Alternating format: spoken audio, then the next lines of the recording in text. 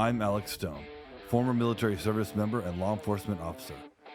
Now CEO of Echelon Protected Services, one of the fastest growing private security firms on the West Coast. And this is Ride Along, where our guest and I witness firsthand the issues affecting our community. I believe our proven method of enacting meaningful change through compassion and understanding is the best way to make our streets a safer place and truly achieve security through community. Hey, Alex Stone here. Welcome back to the Ride Along. We have a fantastic guest today. We have the Korean Cowboy in the house. Long-term SWAT guy, knows what he's doing, been in law enforcement 20 plus years, almost 25, 26 years. He looks like he's 40, but he's not. Korean Cowboy, introduce yourself to the audience, kind of give us your background, and let us know what you're doing right now. Great. Thanks for having me here, Alex. Yeah, bro, always. So my background, I always start off with, I'm just a normal guy that had the opportunity to do some cool stuff. That's awesome, right? bro. So with that being said, the normal guy is let me back up even more. So I grew up under the shadow of my dad, who was a rock Marine. And he did a couple of tours in Korea. Yeah, so he was a Republic hardcore. of Korea rock Marine, and people say, I see, that's where the path was, but actually not. He had no idea this is what I was going. He passed away, unfortunately, prior to me making the decision going to law enforcement. Wow. So that's where I kind of have to set the stage way back when. Mm-hmm. So I grew up under his tutelage in Cali or in actually in Hawaii. Oh, so awesome, after the Vietnam War, that's why you surf. Exactly. Okay, yeah, that's my love of the ocean. And so he has two older sisters who been living in Hawaii for forever, and they talked him into coming out to immigrate to Hawaii. I was 1 year old. I was 1 year at the time. Awesome. I had older sisters that was 2.5 years older than me. So I grew up in Hawaii. That's all I know. Yeah, right? It's my childhood. I get there. Shaka, bro. Hey, how's it? And so in '80, my dad he had to relearn a trade. So he learned carpentry while he was in Hawaii. And there was a big California boom. All the Kaiser hospitals were being built. So he gets a job coming out here. So he's like, hey, we're all going to move to California. And this is just before I started junior high. I'm like, I don't want to go. I don't want to go. Bro, you're in paradise. Yeah, this is crazy. So, but we made the move, and I'm out now, transplanted out in the mainland. Now, I speak Pidgin. Yeah. It's terrible. Korean in the household, probably. Exactly. Yeah, Korean in the household, Pidgin. So I get land in California. I'm out there trying to communicate with I'm the new kid on the block. Yeah. Everyone's making fun of me. What are you talking? What is that? So interesting story. So my dad, being that regimented, disciplined, he goes, "You're not going to succeed on the mainland with that, whacked up Pidgin English." Yeah. So he had me every night sit in front of the TV and repeat after the nightly news. Good evening, my name is Tom Brokaw. Good evening, my name is Tom Brokaw. And no way. So he had the insight back then. That's brilliant. To say, hey, you need to. I had to read a book, record myself. You notice I put two fingers. When I did this, the young kids, they don't know what two fingers recording is. You know the playback. Yeah. So I had to record myself, listen to myself every night, reading the book. So after months of that, I finally kicked my Pidgin accent in Hawaii. So that's kind of gives you insight on the understanding of my life, my upbringing under my dad. So I go real quick. I go follow. He wanted me to go to college, traditional, be an engineer. He goes, I didn't go through war and bust my butt, immigrate, all this for you to just go. Yeah. You're gonna make money. Yeah. So did that. Went in college as engineer. Hated it. Wow, what engineering? Electrical engineering. Wow. Hated it. Yeah. So without telling him, I go transfer to another school and go business marketing. And he's like, no, disowned me for 3 months. He's like, didn't talk to me, do anything. But, that's just his style. It's hardcore. Very, very strict. But he realized I was actually doing something productive and focused. But I couldn't get any classes in marketing and business because it was impacted. I ended up going to sociology. So when I graduated sociology major. I'm like, what do I do now? It was interesting. So I went to the job board, and they're looking for guidance counselors at certain high schools. And so I applied. I got it.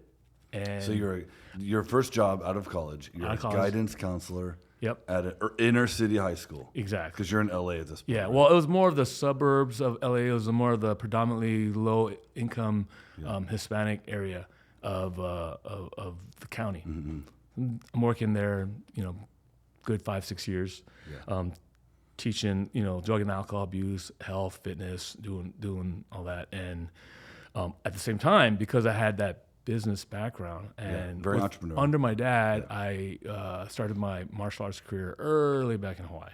So Taekwondo, I got my 3rd-degree black belt, and I said, what do I do with this?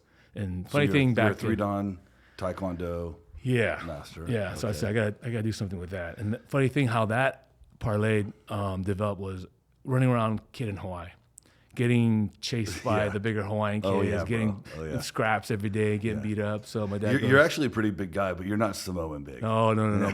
But I was the smallest kid until sophomore in high school. Wow. Yeah. I went into high school 5'3", and I had this massive growth spurt, right? So I pushed almost 6 feet. But so I'm in Hawaii getting my butt scraped and scrapped every day, and my dad's like, no, enough of this. We're gonna take you and get you formally trained in the Taekwondo. So I'm thinking, okay, so we're gonna pay money to get me beat up every day. Right, so that's what happened. And then I continued all the way on until I got my black belt, and I come out here and it's like, I'm gonna open up my own studio. Nice. So I did that in the inner city. That's when we were in South Central, opened up a studio for underprivileged kids. And I had this idea where we're going to have the family, the mothers, help open the studio, give them discounts, and it was thriving. What a great business. So I was doing that with the social work community, and then I guess it was had a niche. I had a good friend of mine. You're still a school counselor doing social work. Full time. And then you open up your every studio. day after work, I would rush out to LA, open up the studio from 5 to 10. And then on the weekends it'll be all day. So I had my calendar pretty full.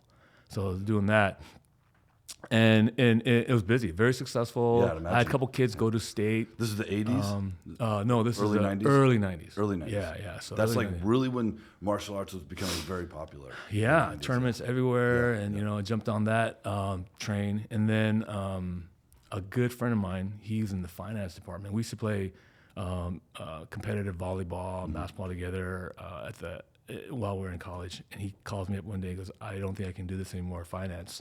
He goes, let's join the police department. What, really? Are you serious? And I guess he hit a nerve trigger that I said, let's do it. Yeah. So I sold the studios, gave my 2 weeks notice to the schools, and said, I actually didn't give the 2 weeks notice because it took 4 months to apply. The process, getting on the job. Oh yeah, I mean, so it can take up to a year. Right. So when I got my notice or letter saying your academy date is in 3 weeks. So you were sent to the academy by the agency that hired you, or some states, you know how that works. Right. So with California, with LA County, there's only 2 big academies that are sanctioned: LA County Sheriff's and LAPD. Yeah. So obviously, I went with LAPD, and I got the notice. Which probably then was one of the best academies in the country. Yeah, it had a great reputation. Back in the 90s. Yeah. So we did that. I got my academy date, gave my 2 weeks to the schools, and sold my studio, and I'm all in. So that's kind of started my journey. What was your class size? We started with, I think, 112. We graduated with 86. Yeah. That's a good rate. That's a good rate. Yeah. Unfortunately now, because of all the issues in politics and hiring, they need the numbers. Yeah. Well, now last class, we graduated 25. Wow. So how many went in? 25? How many went in? Yeah. It's is there an actual attrition rate anymore? No. So in academies, they pretty much just get you to pass. Yeah. Traditionally, the biggest washout topics or categories are firearms. Yeah. And you've got the like law, and there's like 25, 30 blocks of instruction called LDs, learning domains. Yep. And usually firearms is pretty much the biggest, because most people coming in these days, you don't have a big influx. We try to Isn't that amazing? Yeah, they try to tamper the ratio with military and community representation. So yeah, you and a lot of people don't have. In my class, there were probably, I mean, I had, luckily, I had grown up using firearms because I'm from Texas. And that's how we do it. But I had grown up using firearms, and I had also been a reserve. Oh, I'd been in the Army as an officer, and I also was a reserve police officer for 2 years. Right. And had already had my pistol qual and firearms quals and all that down, right? But we had at least, by the end of our, I think it was like a 4.5 month academy. By the end of that, we had about 5 people in my class that still had not qualified. Wow. And one of them was actually had been a jailer in corrections for like 5 or 6 years and could not qualify with their pistol. Yeah, you know what? I found out ratio-wise, wherever you go, it's the percentage is the same. Yeah. We have a big class, but there's a few that are struggling, especially shotgun. Yeah. Yeah. Which is weird, right? Yeah. I never I think understood it's that. The perception, anticipation that kills the them kickback. more than actual just go through it. Yeah. But Just lean into it and have a good time. Exactly. Yeah. Exactly. Right? I mean. Yeah, and those are simple instructions, but yeah, most people are kind of they're afraid more of the possibility than just get it done. But the interesting thing about that, with me, my background being, I'm just an average guy that maybe I shot a pistol once before the academy. So I didn't have that background. So your dad didn't actually bring you up shooting firearms? No. I mean, Hawaii is it's hard. No gun state, really. You got to go to the big island out in the middle of nowhere. Right, right. And then LA kid, I really didn't have that exposure. My dad was not really. He wanted to get me far away from all that as possible, right? That makes sense. Being in the war, he wanted something different for you. Right. Yeah. Right. So with that being said, I had pretty much a clean slate going into the police academy. Crazy. No idea. And now you're at tier 1 operator status. So something happened in between. I tell people, academy. If you listen, just right? pay attention and just have this I can do it attitude. Have a good time. Have a good time. Yeah. And you're going to fail. Enjoy your failures. Learn. All the things that I was able to, I guess, experience and accomplish was just having the open mind saying, let's do it. So through the department, I was able to learn how to ride a horse. That's what they call me, the Korean Cowboy. I worked the mounted unit for about a year and a half. That's dope. Yeah. And the amount of skill that you're expected and you do accomplish on a horse. Do you learn how to fire from the horse? No. No, that's the biggest misconception. Yeah, of course, right? You have to counter that. So all the years of training as a police officer, when you see a threat, you immediately draw, right? Yeah. But that's absolutely opposite on a horse. Yeah, you can draw. But now what are you going to do? You got one hand on your reins. You're done. Are you going to fire? If you fire, you're going to go ass over tea kettle, and the horse is going to go. Yeah. So what you got to do is dismount. The first thing you do is you see a threat, you dismount. Do you take cover? Do you use a horse as cover? Well, you can in an extreme situation, but you dismount and then you engage. So that was the hardest thing to that's crazy. Get training on. You're sitting there, and all the years before leading up to working the mounted unit, your instinct is you see a threat, draw. So I think I've just drawn a conclusion here. I have a feeling that your nickname, Korean Cowboy, has something to do with the fact that you were mounted LAPD. Is that a fair conclusion? There you go. Okay, yeah. Okay. So I was the first Korean officer that worked the mounted. Oh, nice. So there you go. I was dubbed that That's nickname. awesome, bro. Congratulations. Oh, thank you. I hold that. Did you get a hat with that? I do. Yeah. So we were one of the only units that actually wore Wranglers with our uniform top. So the uniform this top is the was 90s, patrol. bro. This is so 90s. I love and it. A black Stetson hat. Yeah. Black Stetson hat with our hat piece that we punched into it. That's awesome. So your regular police cover, the hat piece that we had, we would take it out and put it into our Stetson. Yeah. So you're riding a horse, That's awesome. 800, 900-pound horse with a Stetson, with Wranglers, with your spurs and your boots. And so this is for more like crowd events, like parades? No. This is an everyday crime assignment. suppression. Yeah, we actually did crime suppression.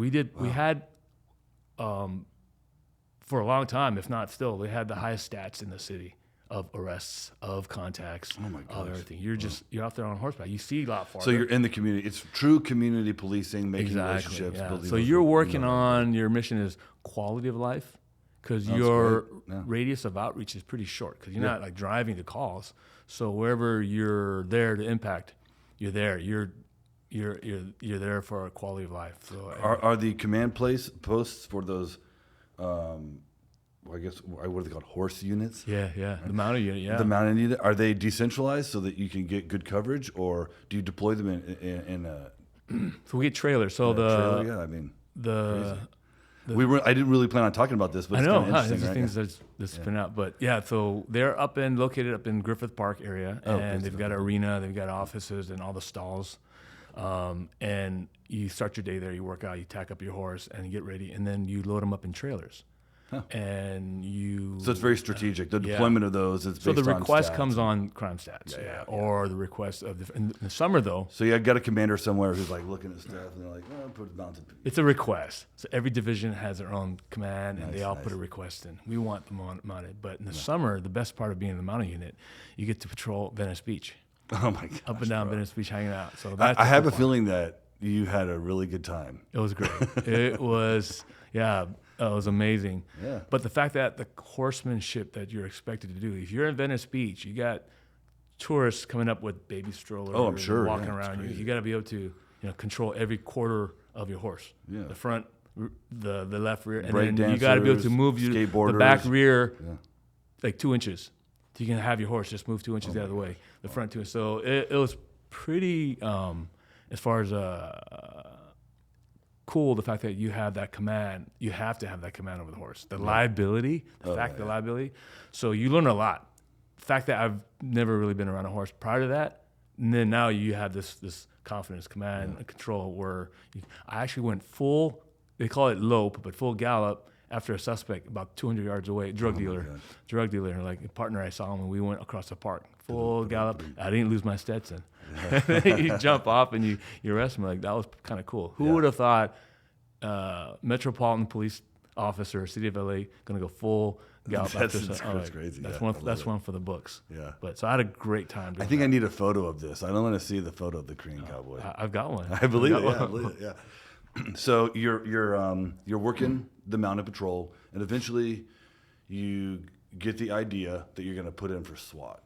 Right? Yes. How does that happen? I don't know. I can't really answer that. As far as that same attitude, why not? Well, there's like, for me, I wanted the long-term investigations. I wanted fraud investigations. Right. I wanted sex crimes. I wanted death investigations. I like to spend 6 weeks on something and interview people and bring them back, right?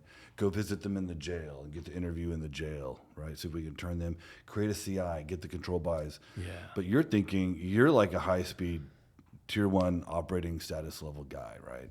And so you were just naturally drawn to that? Is that your dad's? No, I don't think so. Maybe kind of consciously or subliminally, he really didn't talk a lot about the war. Yeah. So as always, that curiosity was there. I think maybe, and then when he passed away, before I even had any thoughts or inclination of joining law enforcement, I think that kind of always planted a seed in the back of my mind. Yeah. What is that something that's always been, kind of itching? Maybe, I don't know. I never really deep dove that to figure out, but I've always wanted to do something kind of off the beaten path, I guess. Yeah. So when the announcement came out, in a few years few months down the road, we're gonna have SWAT selection, and they don't do it every year. It's whenever they have enough of opening, they can put this huge. Wow. So this could be like, it's kind of like the mafia. They have to open the books up, right? Like, wow. Okay. Yeah, I guess something along those lines. So they have.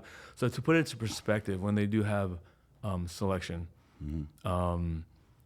usually about 150 applicants throw their hats in the ring, and there's a system that you got to go through. If you have to do your first and foremost is the PFQ, physical test.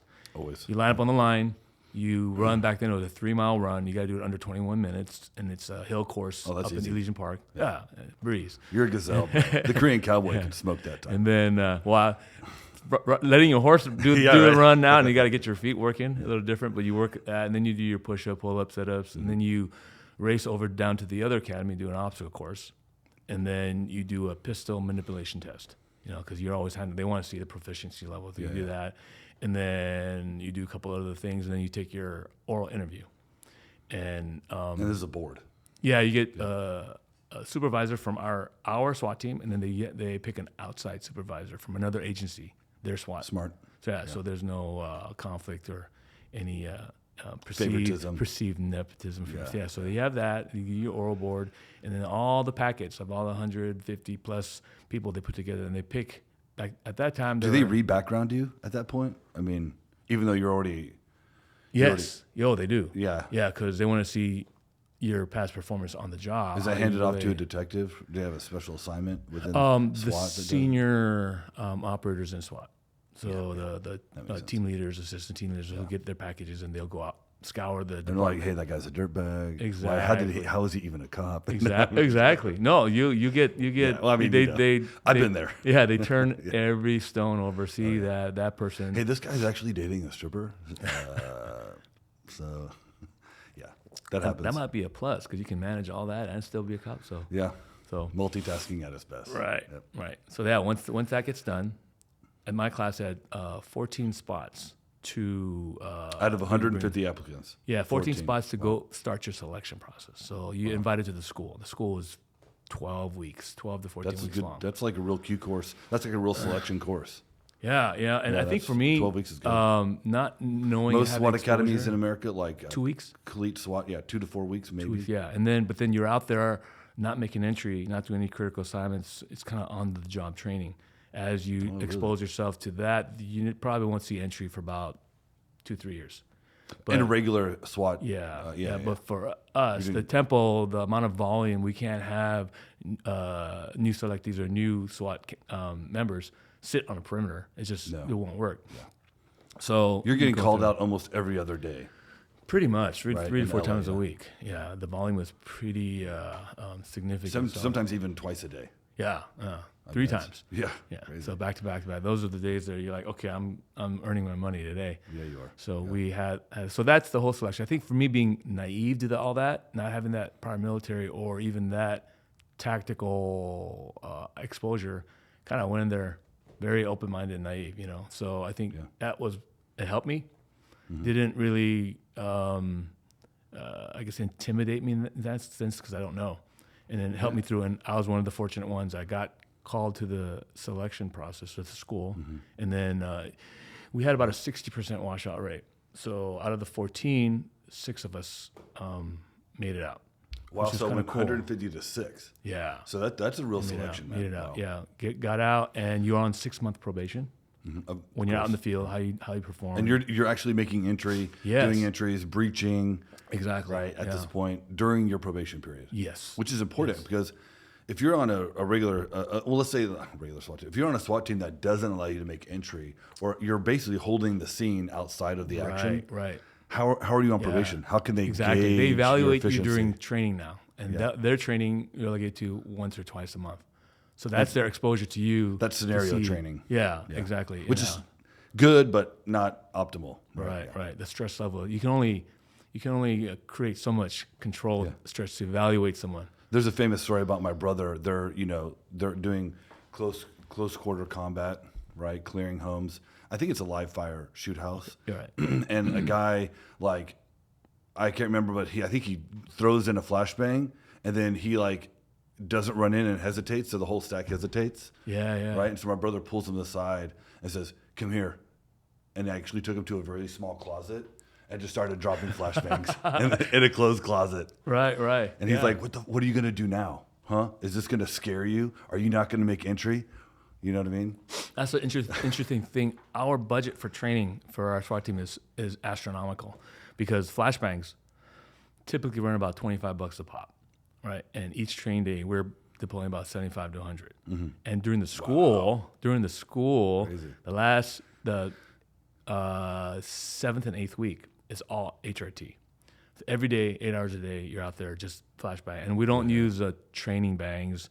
Half load. Yeah. It's a full bang. And I remember days where you're driving home and you're loopy. Oh, you weren't ear pro? You weren't ear pro, but you're in a confined room for that overpressure, that concussion, as well as your teammate 1 meter from you shooting targets, the overpressure from the muzzle and everything, you're driving home loopy. Yeah. You're like, okay, this is, and I'm calling my wife on the way home. Hey, what's for dinner? She's like, why are you screaming? I can't hear. Yeah. I can't hear. So there's a lot of this. We're always training. So, going back to your story with your brother, desensitizing that's basically what it is. Our philosophy is but it's kind of a double-edged sword because you're desensitized to the bangs going off and when you have real ops. But whenever you hear that steel bang body drop on concrete, you kind of cringe. Oh, you go, yeah. You're ready for it. You have that, that Pavlov Frag out. experience. Yeah. Exactly. Yeah. So, but it's good. Awesome. It's good. So I still do to this day feel very fortunate having navigated through, made the selection. I'm still, it's like, I guess they did select me. I don't know why, but hey, I'm in. Keep quiet. Just see how long you can, maintain. And through my experience, I did 12 years, the full-time SWAT team. Yeah, it's 12 years, averaging about 130 to 150 missions a year. So we had a lot of work, and there's several cadres. So I had the fortune of being in several of the cadres. So cadre is when you go to the teaching level, right? Yeah, so and there's specialties in there: sniper, explosive breacher, combat diver, lead climber, EMT, HNT. Yes, so all that, and one of my favorites, and we talked about this before, is the negotiation portion. Yeah, and kind of. So I'm glad you brought that up because kind of what we do at Echelon is we really want to use our authority, right, our perceived authority on the street to build relationships and rapport from victims, regular people that are just houseless, community members, any type of stakeholder, even the drug dealers, right? And so kind of draw on your history in social work and how that helped you in the SWAT kind of area as a negotiator. Definitely. I think for me, I kind of took to that cadre like fish to water.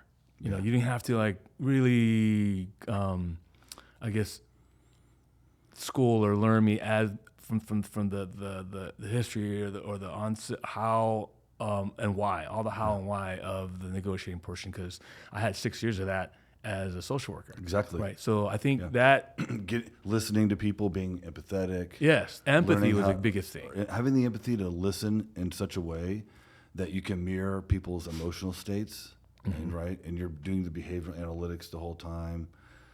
Right. So what I was doing all that, and then when I got into the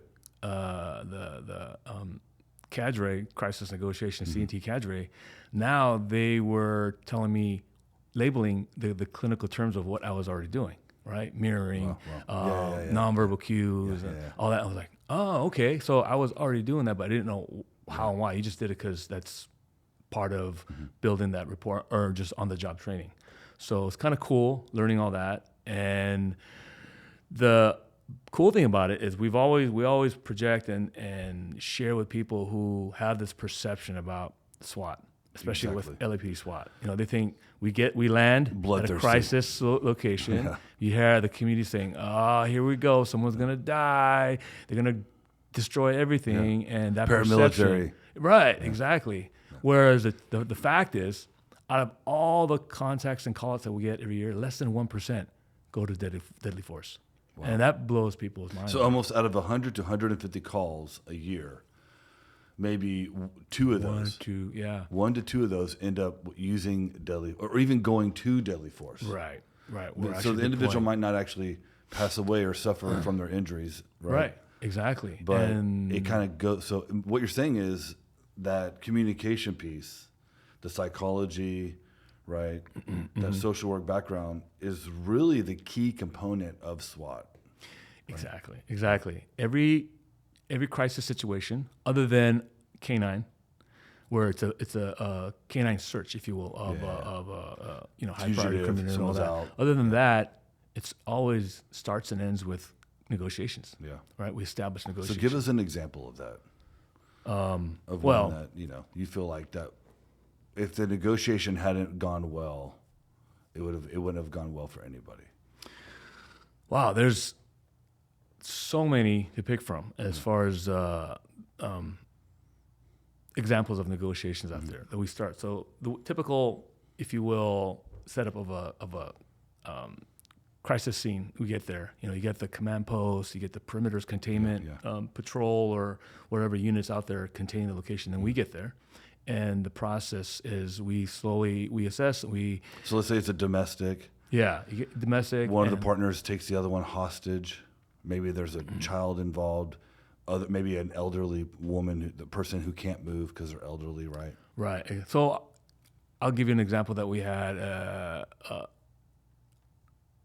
gangster running from the cops with a gun. He committed a crime, and he enters a residence, right? And I have a feeling the baby mama's going to be involved. Yes, the gangster always runs to the baby mama's house. And just like vehicle pursuits, it always ends in the familiar area that they're at, right? You can go 20, 30 miles out, but they always return to familiar They're always territory. going to the baby mama's house. Right. So we had one gangster. He goes in and goes into baby mama's house like 10 o'clock at night. She self-evacuates, but they have a 10-month-old swaddled up inside That must have broke her heart, man. To have to. Yeah, so she's out there because she sees him running in with a gun, running from the cops, and she's like, You get notified from, I'm assuming, that female, the baby mama. You said she fled the scene. That's who probably notified law enforcement. Well, she's already out, and cops are there. Wow. Yeah, Oh, because it's a hot pursuit. Hot pursuit. Wow. Okay. Patrol gets there, they surround it, and they see her, self-evacuate. So they have her in pocket, and Good intel. great intel. Yeah. And she verifies the name, who he is. She's my baby's daddy out there, and then now he's barricaded, got a gun, crimes committed. So it meets the criteria for a SWAT call. He's already been in prison, and he's not going back. Right. That's Exactly. Yeah. So we get there, and I'm negotiator. So we have what's called a centralized model, where we have out of 60 operators that we have on the team, roughly about 20 are designated, trained more than the basic entry level. So every SWAT candidate in the 10th week of their selection, they go to a week-long hostage rescue school, critical. Oh, that's amazing. That's crisis. fantastic. Wow. So they go to that. They have the baseline understanding. So they have a little bit more than, significantly more than the average patrol officer. Oh, that's amazing. I know how to mean, deal you're with looking to get a day or two of that at the academy. Right. So we get a full week of immersed scenarios, clinical, subject matter experts come in, and we do all. So they get that. But that's every individual. Every selectee that goes part of the school is mandated that you shall attend and accomplish and finish the 1 week long.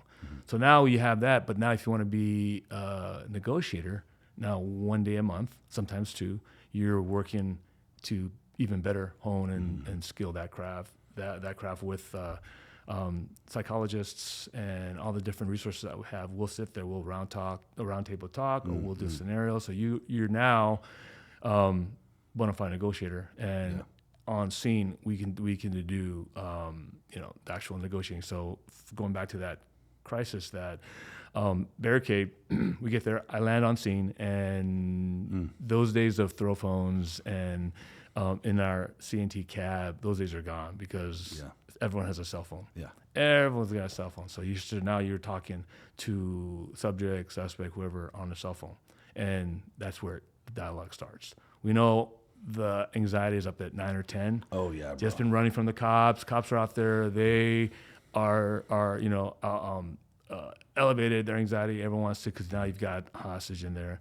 So your job is to just bring it down, build that rapport. So it starts from there. If I come in there hot, who knows? You can trigger. Easily. Especially with suspects and gangsters being on meth, on drugs, and everything. You can't predict where they're at, what happened. Yeah, they could be in a drug-induced psychosis, so their reality isn't even real. Right. So your job is to kind of bring everybody that's seen back down, and now you're at the helm. Everybody is subject to kind of how you're. So you're the incident driving. commander, essentially. At that Pretty point. much. I mean, there is someone that's running incident command, but you're the one that's advising. You're the lead advisor for the command at that point. Yeah. So everybody has to basically acquiesce to what you're doing. So you have your primary negotiator, secondary, and your psychologist there, and feeding intel, giving information. You're driving this whole crisis situation. So that's kind of the cool thing about it. You're in this tactical mode and everything, but as a negotiator, you're running the show. Yeah. and you get to kind of slow it down and drive it to where you want a successful outcome and peaceful outcome. Yeah. Sometimes it'll take 6, 7, 8 hours. It takes a long time. Yeah, So your tactical side, they trust you. Mm-hmm. That you are looking out for everyone's best interest, but they don't want to go out there and barge the location and get into a use of force shooting where you don't know somebody can get hurt. Well, and if there's a child inside, nobody wants that child to suffer an injury. Exactly. That's the real. I mean, no police officer wants that on their conscience. Right? Yeah. So the perception that we're trying to always, I guess, change or convey to the public is that we're a life-saving organization, not a life-taking organization, right? So that perception, because I think Hollywood and a lot of the media that want to portray this tactical situation as like, kick down the door, take names, bang up, shoot up, and then hopefully we'll hope for the best. Yeah. But it's actuality, no. We pride ourselves that we're a life-saving organization. It all starts with communication and the empathy. Right. So one of the reasons why every SWAT operator goes through that week-long negotiation school, you might be on the 1-2 corner or, in the containment, and the suspect comes out the window. Yeah. Comes to the window. Instead of barking at him, giving him commands, you're just going to go, hey, what's going on? And now you build a rapport. We've had several instances where that containment SWAT officer ends up being the negotiator. Yeah. Because he instantly built the rapport. Yeah. So then, whoever holds the rapport holds command. Exactly. It's a relationship. And that suspect leadership comes through relationship. Right? Exactly. Yeah. And that's the concept. People are hard, like that suspect refuses to talk to anybody else, even the negotiator, because he built a rapport with our tactical operator on the corner. And we've had several situations where he or she is now being talked out successfully. That's amazing. So I think that is where my passion is to kind of hopefully rewrite the perception of the public thing. It's not all doom and gloom and kick the door down, knuckle draggers.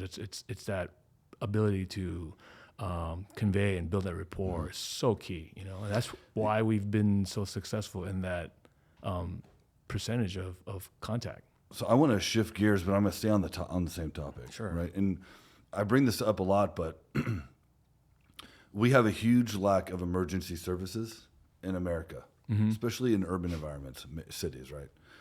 And at the same time, we have a cyclical crime wave, which comes every 20 so years. Right. You have peaks in crime. On top of that, what we also have, because of Supreme Court decisions, right? O'Connor v. Donaldson in the 70s, we have mental health. All these major institutions have kind of shut down. There was no adequate health care for people that were less privileged, people in the lower strata of the economic sphere of life. And so we have an entire generation of kids that have grown up and that are now adults that have never received the proper psychiatric care that they need. So we have an increase of school shootings and mass casualty events, right? Which is, again, goes back to your sphere of responsibility, your area of operations, which is SWAT, right? At what point do you believe that law enforcement has ever woken up to the realization that that we had to take on the mantle of mental health crisis social work operators in the field? I mean, the average cop in America, do you think that they realize that these decisions that happened really, even maybe before they were even born, kind of led to this dynamic that law enforcement are now responsible for being mental health care professionals on the street? I think the average cop knows that because they're dealing with it on a daily basis. Yeah. But they're doing social work. Yeah, they are. And I think the hard part of that is you got to balance that with the understaffed and overworked of radio calls for service. Yeah, you're four calls down all day long. Right, exactly. So, and you carry a criminal mandate. We don't really have a civil mandate. Right. But yet we're doing social work. And they're almost diametrically opposed, but in reality, neither works without both components present. Yes. So where would we go? Where do we go from here? I think it's a simultaneous education, push for the public to understand that you can't have a response team that is not law enforcement minded or has a law enforcement background, because it's not so like black and white binary. You're not going to have a social it's all work gray. call. It's all gray. In a drop of a hat, it can turn into violent, or you can turn into a situation where it can go to a hostage, or it can go whatever. But you have to have the ability to react to that, answer that component, but have that initial outreach of the social aspect, right? The empathy and all that. So I think the ultimate, goal or strategy was to equip officers to have that training, the empathy, just like with our selection process with that SWAT operator, having that mandated 1 week crisis negotiation school. I think that has to be integrated to the patrol officer, because you can't take away that component and just send in social workers. Yeah. Right? Because that's I agree. too risky. That happened in a town I used to live in near where I served in law enforcement, and she was going to an individual's home who had a criminal history of violence, had a clinical history of MPD, multiple personality disorder, and also other clinical issues, right? And the individual was all they were doing was going to drop off medication at their house. And the person jumped, the female social worker stabbed her in the neck. She died almost immediately. And at some point, I'm not trying to dog like other emergency services bureaus. So, but at some point, doesn't it make sense either in my mind, there has to be a change, right? And the change either looks like law enforcement becomes a multidisciplinary team where we have medics, maybe even firefighters, maybe social workers, even if they're all armed. But we need multiple disciplines on scene at almost every time, right? Or is it that EMTs and firefighters are actually just going to be patrolling in units and not just at the firehouse? And maybe that level increases. We get the social workers, just like the fire department invited the medics in after fire suppression systems became very, very effective. They got those medic units out of the hospital, brought them into the firehouse. Maybe they need to bring social workers underneath their purview. Maybe we share a slight criminal civil mandate with them. Maybe because I've always thought, as a police officer doing a police officer hold or a psych hold, I always thought the EMTs and the firefighters were better poised with their background to make that determination, right? Rather than, I was a CIT guy. I did all that. I had a background in the chaplaincy in the Army, so I think I was better qualified to make those calls, right?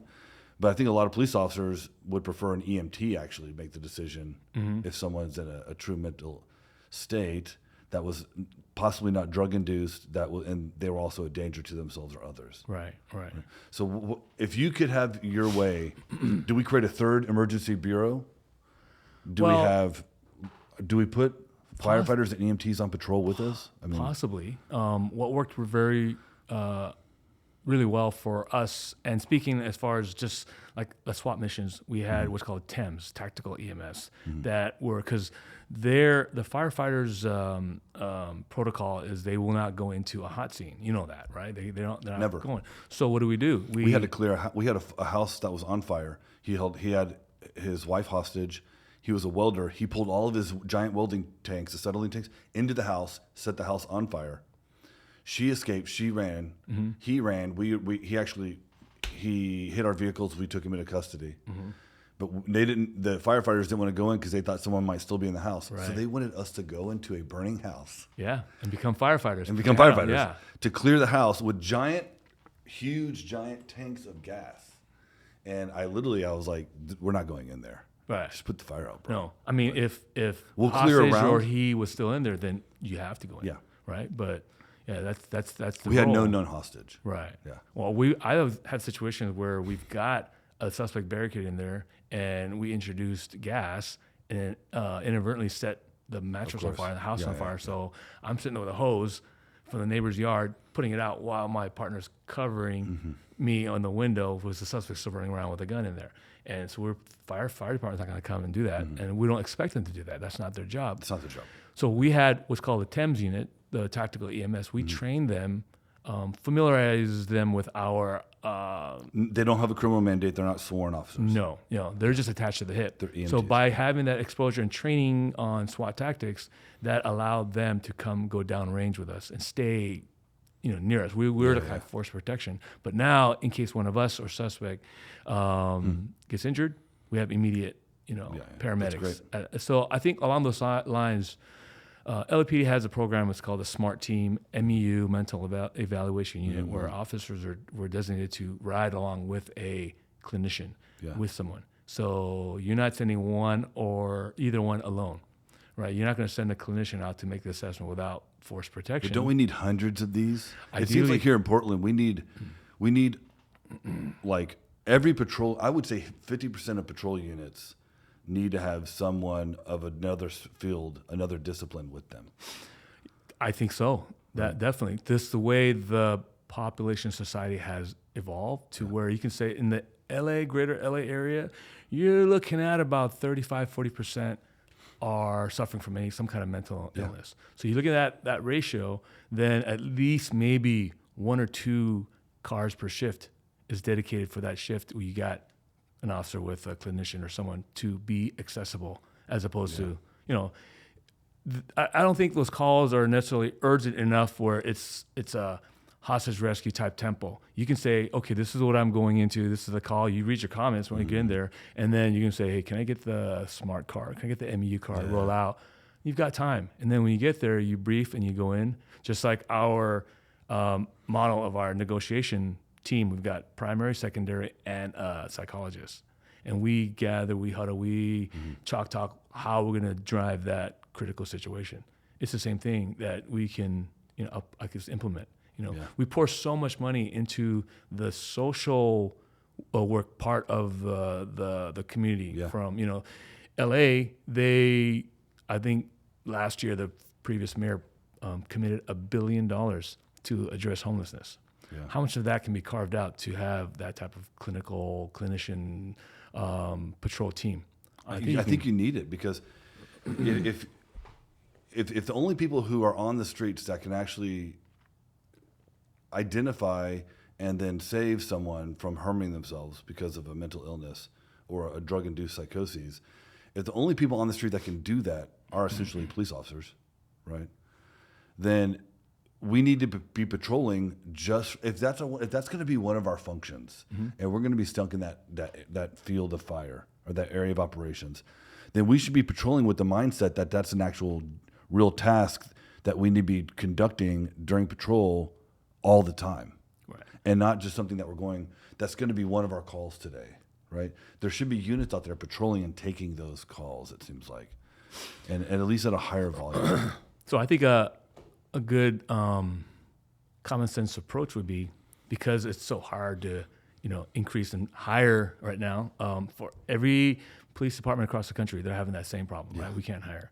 So I think what you do is you pour money into training the existing officers to have that empathy, to have that awareness, to have that ability to now wear that one of the extra 10 hats that they are already wearing. Cops are the best at doing multitasking. Right. So that's the job. You're either rendering first aid, right? You're either rushing into a building. You're either traffic control. You're doing a lot of things anyway. But blanket all that with the understanding of empathy and social work, which they already have. And a lot of that, I think, personally speaking, it's a misperception that people have already. So by, I think, equipping. So how do we normally handle like a crisis? For example, Rodney King, right? We know the infamous Rodney King incident that happened on Foothill Boulevard, LAPD. That happened. What happened after that incident? LAPD got more training. We didn't take away money. We didn't take away equipment from those officers. We said they need more training. So what money poured into at that time? That was the common sentiment. We just needed more training. How did that deviate or evolve to, for instance, the George Floyd? Turn into the take away money. Yeah. So what did the taking away funding do? It just took away a leg off that three-legged stool. Yeah. You know, so When you're down 5 calls because Yeah. your department's only staffed at 50%, and you have two domestics where someone could literally be getting killed, and those are 2 of your 5 calls, you don't have time to do psychology. You don't have time to sit and wait with someone. right. You have to figure out if that person needs to be arrested, and then you got to go to your next call. Exactly. Yeah. Your time in your shift is limited, right? So it's kind of like you have a doctor that messes up on an operation or surgery. You take away his tools and say no. You send him to go get more training. Yeah. So the next operation he'll be successful, right? Not chastise him and say, okay, so because you did that, we're gonna give you a dull scalpel. Actually, because a doctor in Florida did that. Yeah. Now we're going to take your money away in All Ohio. the other right. It doesn't make sense. This is another problem I have, and I know that we're probably running a little bit late. We're going to hit the road soon. We're going to go on a ride along. This has always bothered me. So I'm a cop in a small town near the coast in Oregon, right? And for some reason, people think that law enforcement is like this national thing. Right. Like if something happens in Tennessee, right, that somehow reflects upon LAPD, Right. or Ohio, or Idaho. And in reality, law enforcement is the most decentralized, right? Mm-hmm. Kind of like when it comes to the ability to use the Constitution to affect changes in individual lives. It's more diverse and more decentralized than any other program. Mm-hmm. Like hospitals are pretty regulated. If you go to a hospital in LA versus a hospital in New York, you're pretty much going to have the same experience. Right? Because of protocols, insurance, what you're allowed to do, it's all very regulated. But you could get contacted by a cop in Mississippi and then get contacted by a cop in Georgia, contacted by a cop in New Jersey, and then get contacted by a cop in Washington State. And you'll literally get 4 completely different, right? Yeah. 4 completely different experiences out of that. And so I think that's part of the problem is people assume that because let's say you have a whole department that hasn't done training in years, and there are some civil rights violations going on, right? And they do have issues. Maybe they even have issues with discrimination, but that has nothing to do with LAPD, right? And that has nothing to do with LA County Sheriff's Office, right? And so how do we bring awareness to that kind of dynamic, right? Yeah, I think it starts with education. Like what we're doing now. Reveal and educate the public that just exactly what you're saying. We're not all one big giant amoeba. Yeah. Right. So, but people did this with my company. They're like, "You're just Blackwater. you just left Iraq and turned into Echelon, and now you're just trying to take over the West Coast of America." And I'm like, "Actually, no. We're doing social work. Right. Like, I want to spend 3 hours with that person today. I want to spend 3 hours with Sonny and try to get him a ticket back to Alaska, right? And we're not. That's not who we are. Sure, are there other security companies out there that act stupid? Yeah, but that has nothing to do with me. Like, exactly. How do we fight that? How do we fight that? I think one day, one community at a time, one person at a time. You gotta. It's fighting that the general perception of law enforcement, the general perception. I don't know where or how that's kind of pushed or perpetuated, but a lot of it's media, smoke and mirror, movies, Hollywood. They give you that whole perception. But from my experience, going out to call-ups in the middle of the underprivileged communities and in the ghetto and stuff, they're great people and they appreciate us. But it's the media that says they don't. Yeah. But I'm like, no, I get there. I just had a call up. They love us. We had this conversation. They thank us for protecting their community. Yeah. But then you go home, you watch the media. Media's like, no, the community wants you out. I said, that's not what Mrs. Johnson said last. So I think it's that constant education and training people. Just like how I share with you the stats of our team, of all the hundreds of contacts we had, less than 1%. Go to use of deadly force. Well, and I think I did the stats one time. just for, I think like there's like 3 or 4 million people get pulled over a year for speeding or something like this, for traffic violations. And only like less than 1/10% does that ever end up in like a use of force. Right. It's very rare, actually. Exactly. So it's fighting that dynamic. We can shift focus because we've been talking a while. I want people to know kind of what you're doing today, and kind of what you're offering classes wise. I know that you're constantly traveling around the world. You're training everybody. You're training Americans airsoft team. You're doing everything. So give us a taste of what's going on. So I had the opportunity, and the hardest thing was pivoting from the public sector to the private sector. It's hard. Yeah, pivoting. So your mindset, we're always taught. You made it to retirement. Yeah. So you're always taught silent warrior, silent professional. We don't toot our own horn and all that. But now running a company, you kind of have to let people know what you do and so forth. And that was kind of the biggest pivot, the biggest growth, learning and opportunity. But with How that, to talk about yourself, keep your ego in check, stay humble. Exactly. But explain people actually, like, I know what I'm doing here. You should listen to me. So I let projects and I let the actions speak for ourselves. And prior to retiring, just under 25 years, what spurred me to retire when I did, I probably could have put 5-6 more years on the books, but I got the bug. So I started a business training company. Yes, the entrepreneur bug that I had prior to coming on the job. And I had the opportunity to just dive into that world. So I started my training company, Tricell USA. Tricell USA. And that's the hat I'm always wearing. It's somewhere floating around here. Yeah, I'm wearing it all the time. Oh, the producer's got to throw it to me.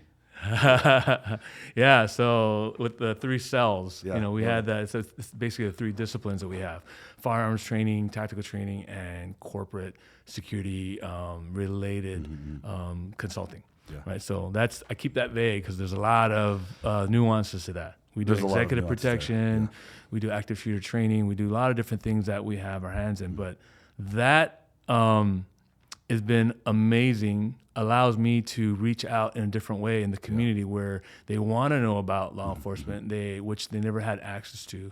Now they do through training, but we also train. I bring active police officers, active members on our SWAT team and law enforcement to train, not just the civilian side, but also other tactical teams.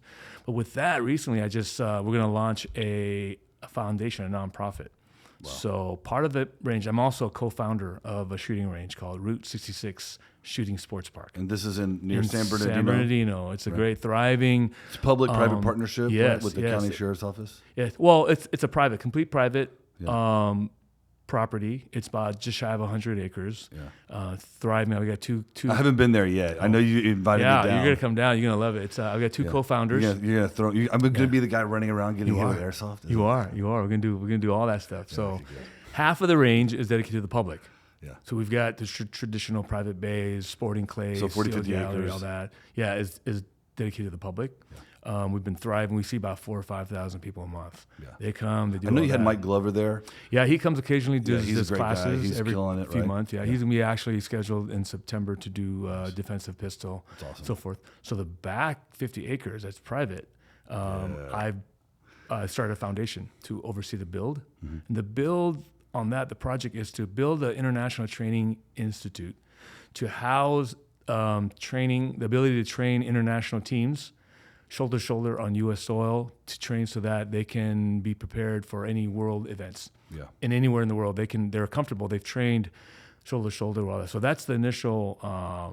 Is it fair to say that America, because of our involvement overseas, we tend to always be leading kind of that urban warfare combat, or that anti-terrorism stuff. Israel's always doing a great job in this type of tactical field. And so a lot of our allies, we'll just talk about Korea. Like Korea, they're always going to want to get trained they want to train with us. Thailand, the Thai Marines, right? They want to train with us. And so you're talking about having an international facility where these groups can actually come here. Right. Because a lot of times we have to meet these entities in other countries like Thailand. Yes. Right? Yeah. So rather than have to always have these U.S. operators travel OCONUS, you're going to try to bring a lot of that action here. Correct. And mainly because of the facility, the way that the topography and the layout of the land, I can do a lot more, a lot of freedom and flexibility to run that type of training, where a lot of the other places, even in U.S. soil, anywhere else, you have to take a backseat to the public ranges. All the ranges are subjugated to the public first. Yeah. Right, and they're all just kind of square range bays. Boom, boom, boom. Right, with the back range, Always. you've got this crazy, terrain that I can do a lot of things that we. I've seen you do long-term missions and tracks. I think I've Yes. seen some work that you've done with drones. You actually had a drone tracking you. Yes. And you're on mission, right? You're like, We can do rural tactics. I don't want to night give vision. I don't want to give your secret sauce away, but it's We're still building. So part of that foundation is overlook the build. We're going to build the live fire shoot house, 5-story rappelling tower, sniper tower, multi-purpose room. We're going to have all that in that terrain. But a big portion of that foundation we want to apply to build the trust, so we can provide scholarship where in areas of either university or trade school to fallen officers' children. Oh, that's amazing, bro. Right. So that's kind of our big. Dude, let me know. I want to be involved. That's in that. amazing. I'm involved. I give money to a lot of foundations. Our company does, and we would be honored to be a part of that. The idea that came back was the whole the adage, give a man a fish, feed him for a day. Yeah. Teach him how to fish, feed him for a lifetime. Right. So the thought we had was, okay, the child of a fallen officer, right? We can say, okay, we'll provide roof and shelter and clothing, all that, but what about that child's rest of the career? Yeah. That child has a big burden to bear, right? And we have in our foundation aboard, we have tutorials, tutoring, we have all that, but we want to be able to provide the path for the rest of his or her life. I love that. Right. Once again, going back to teach that child how to fish, and that the child would feed itself for the rest of its life. Yeah. So with that being said, we want to really focus on that aspect of it, and making that that tragic incident, that child now a thriving, contributing, part of the of society, of community.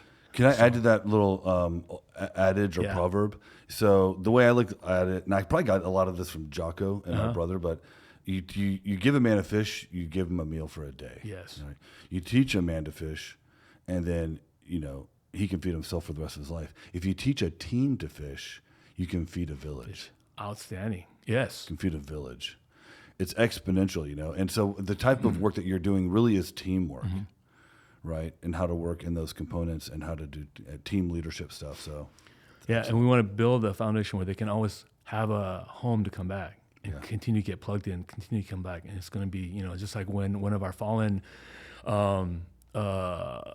soldiers, their family members will say, now you have 30 uncles and 50 awesome, aunts, uncles. So it's kind of like that same concept. You're not out there alone. Right, we're going to teach you how to fish, but you're also going to have a home of however many uncles and aunts that are in this foundation internationally as well. So it's fantastic. We're excited that we're going to be launching that TI squared. TI squared, yes. And that's right here. TI squared. Yes, Tricell International Training Institute. Love it. The website's going to be launched pretty soon. We built a great board. We've got some heavy hitters on the board. We've got surgeons, attorneys, we've got former chiefs. Awesome. We've got everyone on the board to really, they're all bought in. They're all in on this vision to provide not only a training facility, but also future and direction for these children. So where can people find you on social media, on the YouTubes and all that? And then for anyone who's watching who doesn't have prior law enforcement, maybe they're younger, they're thinking about law enforcement, what would you tell them? So tell them where we can find you, and what would you tell those folks? Our website is www.tricellusa.com, TRICELL USA.com. Check it out. And Instagram is same thing, tricellusa.com, where we have classes, a lot of cool things that we're posting up. And for that young individual, that young child wants to either aspire again to law enforcement, I like to use myself as an example. If a guy like me, no prior military, didn't really know what to do and where to go. Didn't even know how to shoot a handgun. No. Wow. No. And threw myself in to there. like a SWAT, to a guy who held like 7 or 8 positions on the premier SWAT team in the world. I mean, that's Right. pretty. I say, if this Korean Cowboy can do it, you can do it. You know, Yeah. there's no formula. All I say is, and I want to close by kind of this story that Yeah. propelled me and compelled me to, I guess, do or chase the dreams that I did. Yeah. I read way back early in my career. I read, it's called Memoirs of a Hospice Nurse. So that changed my outlook. I mean, dramatically. Before that, I was very introverted, just a homebody, and those memoirs basically was about a hospice nurse throughout her career, and what she realized and gathered after her career was that the only thing you can take to your grave is regret. You can't take money, you can't take fame, you can't take looks and everything, but you can take regret. And she realized, having tended to all these people that are in hospice care, on their dying bed, they all shared with her their regret. Things they didn't do. Things they didn't do, you know? And so I passed that on to my kids. I said, I love that. you're going to go, you don't want to be 30 years later down the road saying, you know what, I should have done that. I wish I should have, published that song. Yeah. I should have talked to that girl, and I should have done this. And I go, talk is cheap. Yeah. I always tell my boys, talk is cheap. You just do it. So that kind of changed my attitude. And with that, it was like, no, I'm not going to regret it. I can sit there and 30 years later tell my kids, I had a chance to try out for SWAT. I had a chance to do this, but things didn't work out. I picked up the donut and stuff. Exactly. Regret. So we don't. I love that. One of my mentors, my current mentor, he was a former VP of a big tech company. I don't want to put his name out there yet. I think he's eventually going to be a guest here at the Ride Along. But he told me, Alex, because I'm trying to make big moves right now. Big moves, trying to buy a tech company, trying to raise millions of dollars and do all this other stuff. Keeping this, but I do a lot of other things other than that. And he said, Alex, you need to think about this. And I was like, okay. He said, what would you do if you knew that you could not fail? Do that. And I was like, well, let's go for it. Yeah, right? yeah. We No put our regret. own roadblocks. We do, and that so. leads to regret, because we're afraid of success. We're afraid to fail, whatever, and whatever that is. Just do what you would do if you knew in your heart of hearts, deep in your core, that you were not going to fail, that you were actually going to succeed and do very well. Imagine that, and then go out and do it. Right. And so that's what we do. That's what we do to become leaders here at the Ride Along. That's what we do every day. We're going to go out and do it in the field, because, there's a lot of podcasts where people, they do a lot of this. Lip service. Right? There's a lot of this going on in the world. And I love sitting down here talking to my people. I love this. This is great. But at the end of the day, I want to hit the road. I want to be on patrol, and I want to change lives. Right? And so the only way to get to community transformation is personal transformation. It begins here. It goes out to other people, and then it affects the community. So that's what we're going to do. We're going to get Charles Joh a horse. We're going to put him on the Korean Cowboy. We're going to not really, no. We're going to jump in the van like we always do. We're going to hit the Ride Along. We're going to meet up with Bach, EMT, former reserve deputy. You're going to love this guy. Cool. He's a very large man, and he barely fits in my Sprinter van. That's how big he is. So we're going to hit the road. We're going to have a good time. We're going to save some lives. And if anything crazy goes down, we'll do an after action after that in the field. Feel good? Looking forward to it. All right, bro, let's roll. Right on. Wear my Tricell hat. Yeah.